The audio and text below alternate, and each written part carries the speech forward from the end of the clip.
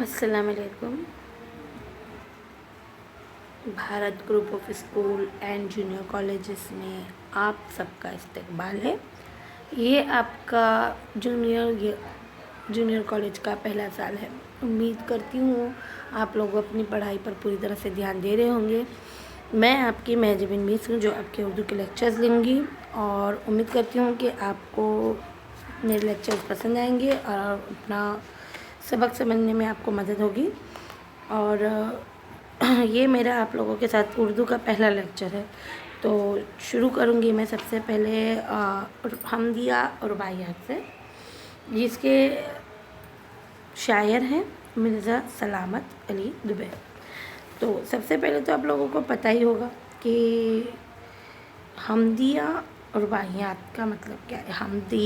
हमद का मतलब क्या होता है ये तो सारे बच्चों को पता होगा, क्योंकि हम ये पहले से ही बहुत छोटी उम्र से ये पढ़ते आ रहे हैं। तो मुझे नहीं लगता कि आप लोगों को इसमें समझने में कोई मुश्किल पेश आएगी। तो पेश दर्स में आपको यहाँ पर दिया हुआ है कि शायरी में कसीदा, मरसिया, हमद और नात के असनाफ अपने मौज़ूआत से पहचाने जाते हैं। हमद का मौजू अल्लाह ताला की ज़ात है। हमदिया शायरी में अल्लाह ताला की तारीफ़ की जाती है और हमद की ज़ाहिरी हैत मुख्तलिफ़ नज़मों में मुख्तलिफ हो सकती है। यानी हमद के अशार गज़ल या कसीदे के शेरों की तरह मुक़त्तना हो सकते हैं। कम या कम बेश मिसरों में के बंदों में भी हमद लिखी जा सकती है। कभी शायद सिर्फ 4 मिसरों में अल्लाह की तारीफ़ को मुकम्मल कर देता है। इन 4 मिसरों का वज़न बहर हजज का एक ख़ास वज़न हो तो उसे रुबाई कहते हैं। अब तक की जमातों में आपने मुख्तलिफ़ हैतों वाली हमदें पढ़ी हैं। यहाँ हमद को रुबाई की हैत में पेश किया गया है, यानी ये पूरी नज़म नहीं, यानी ये इन रुबाइयात यानी रुबाई की जमा। तो आपको जो है हमद के अंदर यानी अल्लाह ताला की तारीफ़ बयान करने वाले अशआर का मजमुआ एक रुबाई की शक्ल में पेश किया जा रहा है। पहली रुबाई में शायर कहता है कि अल्लाह ताला कायनात की हर शय का खालिक है, खल्ला के माही वही अपने बंदों का ताज तख्त और दौलत से नवाजता है। मेरे ख्याल से मैं आपको ये बात मैं समझाती हूँ। सबसे पहले मैं आपको जान पहचान करवा देती हूँ मिर्ज़ा दबीर के साथ। मिर्ज़ा दबीर का असल नाम मिर्ज़ा सलामत अली था। उनके अजदाद ईरान से आए थे। वो 29 अगस्त 1803 को दिल्ली में पैदा हुए। 7 बरस की उम्र में अपने वालिद मिर्ज़ा ग़ुलाम हुसैन के हमरा लखनऊ पहुँचे। वहीं इनकी तालीम और तरबियत हुई। अरबी और फ़ारसी के अलावा दीगर उलूम में भी उन्हें महारत हासिल की। शायरी की तरफ मिलान देखकर उनके वालिद ने उन्हें उस वक्त के मशहूर मरसिया को बच्चों आपको पता है ना, जो मरसियाँ लिखते हैं, ठीक है, शायर मुज़फ़्फ़र हुसैन ज़मीर की शागिर्दी में दे दिया। मीर ज़मीर ने अपने शागिर्द का तक़ल्लुस दबीर रखा। मिर्ज़ा दबीर ने रुबाई, किताब, मसनवी, सलाम और कसीदे भी कहे हैं। लतीफ़ तशबीहों, दिलावेज़ इश्तियारों और सनाए बदाई की फरावानी ने मिर्ज़ा दबीर के कलाम को एक इनफरादियत बख्शी। इनफरादियत किसे कहते हैं, मतलब यूनिक होना, सबसे अलग होना। वो मज़मून आफरीनी और मुबालगा आराई में महारत रखते थे। मुबालगा करना यानी किसी चीज़ को एग्ज़ैगरेट करना, किसी चीज़ को क्या करना, बढ़ा चढ़ा कर बोलना। इनके मरसिए दफ्तर मातम के नाम से 20 जिल्दों में शाये हो चुके हैं। यानी इसके कितने एडिशन आ चुके हैं, 20 एडिशन आ चुके हैं। दबीर ने 1875 में लखनऊ में वफ़ात पाई और अपने मकान में दफन हुए। अब मैं पहली रुबाई पढ़ूँगी।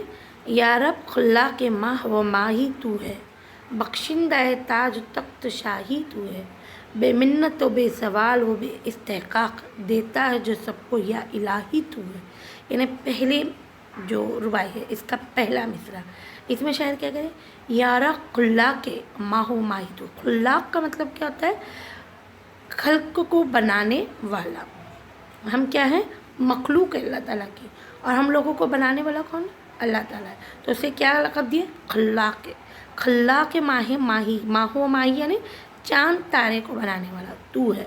बख्शिंदा ताज तख्त शाही तू है, यानी तू ही वो है जो इंसान को ताज तख्त से क्या करता है, नवाजता है।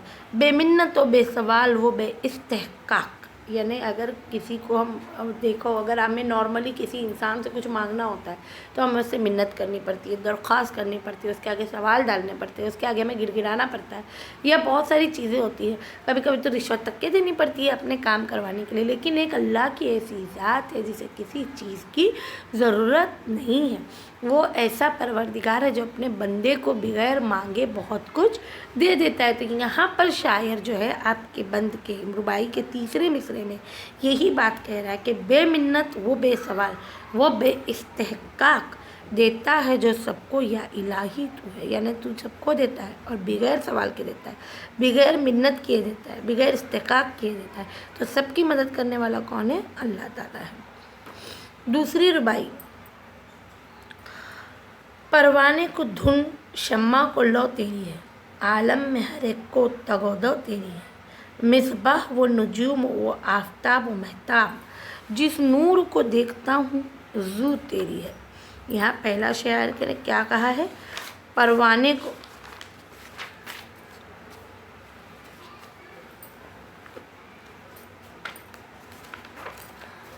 کیا کہا ہے؟ پروانے کو دھن شمع کو لو تیری ہے. یعنی اللہ تعالیٰ قرآن میں فرماتا ہے اللہ نور السماوات والارض، یعنی یہ کہنا چاہتے ہیں کہ جو شمع کی طرف لپک رہا ہے وہ شمع کی لو کی طرف نہیں بلکہ اللہ کے نور کی طرف لپک رہا ہے. چاند سورج ستاروں میں اللہ کا نور دمک رہا ہے. یہاں پر شاعر کیا کہہ رہے ہیں کہ کس طرح سے، جس طرح سے پروانے کو دھن ہے، پروانے کو لوگ کہتے ہیں کہ شمع کی دھن ہے، اور شمع کو کس کی دھن ہے؟ اللہ تعالیٰ کی لو لگی ہوئی. عالم میں ہر ایک کو تگ و دو تیری ہے، یعنی اس دنیا میں ہر ایک کو، صرف اور صرف ہر ایک کو کس کی دھن لگی ہوئی ہے؟ اللہ تعالیٰ کی دھن لگی ہوئی ہے. مصباح و نجوم و آفتاب و مہتاب، چھوٹا سا ایک چراغ یا تارا ہو، یا خود آفتاب ہو یا خود مہتاب ہو، ہر چیز کے اندر اگر کسی چیز کا نور دکھائی دیتا ہے، کسی چیز کی چمک دکھائی دیتی ہے، زو یعنی روشنی دکھائی دے رہی ہے، تو وہ کیا ہے؟ وہ صرف اور صرف اللہ تعالیٰ کی ذات ہے. اب ہم تیسرے شعر کی طرف، تیسری ربائی کی طرف بڑھیں گے. وہ ہے قطرے کو گوہر کی آبرو دیتا ہے، سروں کو گل کو رنگ و بو دیتا ہے. بیکار تشخص ہے تسنا بے سود، عزت وہی عزت ہے جو تو دیتا ہے. اس ربائی کا مضمون جو ہے یہ کیا ہے؟ وہ تو عز من تشاء و تو ذل من تشاء. آپ لوگ تو پڑھے لکھے بچے ہیں، آپ لوگوں کو پتہ ہے کلام پاک میں اللہ تعالیٰ کیا فرماتا ہے کہ بے شک عزت و ذلت دینا اللہ تعالیٰ کے ہاتھ میں ہے. وہ جسے چاہے اسے عزت سے نوازے اور جسے چاہے اسے ذلت سے نوازے. تو یہاں پر شاعر کیا کرے؟ قطرے کو گوہر کی آبرو دیتا ہے. آپ جانتے ہو سیپ کا منہ جب کھلا رہ جاتا ہے اور اس کے اندر ایک پانی کی بوند چلی جاتی ہے، وہ بوند جو ہے ایک پروسیس ہونے کے بعد کیا بن جاتی ہے؟ موتی بن جاتی ہے. تو یہ اللہ تعالیٰ کی کارگزاری ہے، اللہ تعالیٰ کا کام ہے کہ وہ ایک قطرے کو اتنا امپورٹنس دلا دیتا ہے، اتنی عزت دلا دیتا ہے کہ اس کی آبرو کیا ہو جاتی ہے؟ قطرے کے بجائے ایک موتی کی آبرو بن جاتا ہے. قد سروں کو گل کو رنگ و بو دیتا ہے. قد سروں کو یعنی پیڑوں کو قد دیتا ہے. لوگوں کو جو پیڑ ہوتے ہیں، اونچے اونچے پیڑ ہوتے ہیں، ان کو اللہ تعالیٰ کیا کہتا ہے؟ بلندی دیتا ہے. اور رنگ و بو کس کو دیتا ہے؟ گل کو دیتا ہے. بیکار تشخص ہے تسنا بے سود، یعنی تیری ذات پر شک کرنا، تیری ذات پہ تیری کسی بات کو غلط سمجھنا، اپنے آپ کو غلط سمجھنا ہے. اگر اللہ عزت نہ دے تو ہر چیز کی اہمیت، ہر شخص کا وقار اسے پتہ ہے. عزت وہی عزت ہے جو تو دیتا ہے، یعنی اللہ تعالیٰ ہر انسان کو عزت دیتا ہے. ایسا یہ کہ وہ کسی کو چھوڑ دیتا ہے، وہ ہر ایک کو کیا کرتا ہے؟ اپنے مرتبے کے حساب سے اس کی جو درکار ہوتی ہے نا، جتنا اس کے لیے وہ قابل ہوتا ہے، جتنا اس کی کیپیسٹی ہوتی ہے، اتنا وہ اس کو ضرور نوازتا ہے. صحرائے عدم سے خضر آگاہ نہیں، ربائی نمبر 4. ہم لوگ نے ربائی نمبر ابھی 3 پڑھے تھے، اب ہم ربائی نمبر 4 کی طرف جا رہے ہیں. صحرائے عدم سے خضر آگاہ نہیں. صحرائے عدم مطلب عدم کا ریگستان، یعنی مطلب بیابان. عدم موت کے بعد کا عالم، موت کے بعد کے عالم سے انسان. خضر یعنی انسان آگاہ نہیں. اس راہ میں روح تک بھی ہمراہ نہیں. اس راہ میں ہماری روح تک کے ہمارا ساتھ چھوڑ کے چلی جاتی ہے. روح ہمارا سب سے پہلے ساتھ چھوڑتی ہے اور پھر اسے ہم لوگوں کو جو ہے اس راہ پر چلنا پڑتا ہے. صحت میں مرض میں رنج و راحت میں دبیر، بندے کا کوئی سوائے اللہ نہیں. بے شک ہم کہتے ہیں کہ ہمارا یہ کام آ گیا، ہمارا وہ کام آ گیا، کوئی نہیں کام آتا ہے. کام آتا ہے تو صرف اور صرف انسان کے لیے اللہ تعالیٰ. یعنی اگر ہم صحت مند ہیں تب بھی اللہ تعالیٰ ہمیں نوازتا ہے، ہم بیمار ہیں تب بھی ہمیں نوازتا ہے، رنج و راحت میں تب بھی ہمیں کون نوازتا ہے؟ اللہ تعالیٰ ہی نوازتا ہے. تو بندے کا سوائے اللہ تعالیٰ کے اور کوئی بھی مددگار نہیں ہے. اب ہم تشریح نمبر 5 پڑھیں. کھاما بھی میری طرح سیاہ کار نہیں، یہ مشق گناہ کسی کو زنہار نہیں. اگر خوف برابری نہ ہو صاف کہوں، مجھ سا عاصی خدا سا غفار نہیں. 5ویں ربائی جو ہے میں کہوں گی کہ یہ سب سے بہترین ربائی ہے ان چاروں میں سے. اگر ہم ان کو جسٹیفائی کرنا جائیں، ان کو اگر ہم لوگ مارکس دینا چاہیں تو بہت مشکل ہوگا فیصلہ کرنا کہ کون سی ربائی بہت اچھی ہے.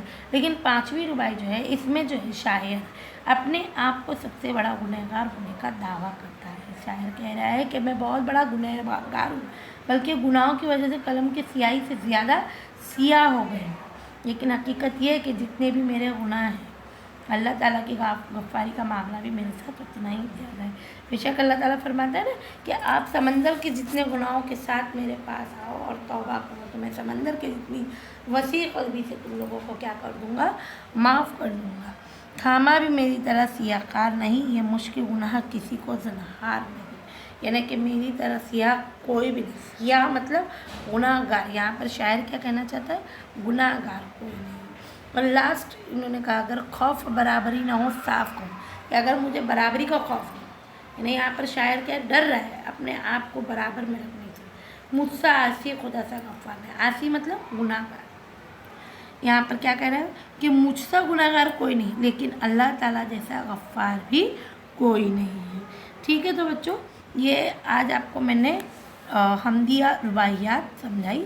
تو انشاءاللہ میں سمجھتی ہوں کہ آپ لوگوں کو بہت اچھے سے سمجھ میں آ گئی ہوگی شاعر کا تعارف اور یہ 5 رباعیات جو میں نے پڑھی ہے. میں ایک بار انہیں دہرا دوں. ربائی نمبر 1 ہے یا رب خلا کے ماہو ماہی تو ہے، بخشندہ تاج و تخت شاہی تو ہے، بے منت و بے سوال و بے استحقاق دیتا ہے جو سب کو یا الہی تو ہے. ربائی نمبر 2 پروانے کو دھن شمع کو لو تیری ہے، عالم میں ہر ایک کو تگ و دو تیری ہے، مصباح و نجوم و آفتاب و مہتاب جس نور کو دیکھتا ہوں حضور تیری ہے. ربائی نمبر 3 قطرے کو گوہر کی آبرو دیتا ہے، قطروں کو گل کو رنگ بو دیتا ہے، بے قرار تشخص ہے تصنع بے سود، عزت وہی عزت جو تو دیتا ہے. ربائی نمبر 4 صحرائے عدم سے خضر آگاہ نہیں، اس راہ میں روح تک بھی ہمراہ نہیں، صحت میں مرض میں رنج و راحت میں دبیر، بندے کا کوئی سوائے اللہ نہیں. ربائی نمبر 5 کھاما بھی میری طرح سیاہ کار نہیں، یا مشق گناہ کسی کو زنہار نہیں، گر خوف برابری نہ ہو صاف کہوں، مجھ سے عاصی خدا سا کوئی غفار نہیں. اوکے بچوں، ملتے ہیں ہم نیکسٹ لیکچر میں. تب تک کے لیے اللہ حافظ، خدا حافظ. گھر پہ رہیے، محفوظ رہیے.